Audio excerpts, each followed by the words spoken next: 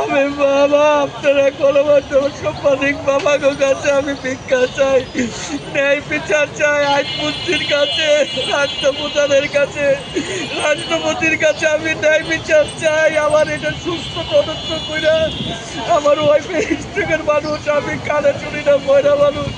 আপনাদের কাছে আর কি বলবো, আপনাদের অসহায়, আমাদের আর কি মনে হয়, আপনাদের কাছে আমি ন্যায় বিচারটা চাই।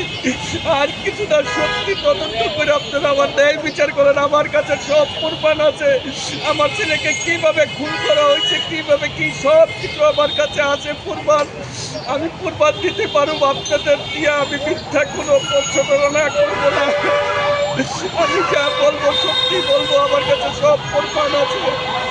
আপনারা দয়া মায়া করে আমার একটা মা বুঝে, একটা তার সন্তান হারালে কতটুকু একটা বাবা বুঝে, অসহায় বাবা বুঝে।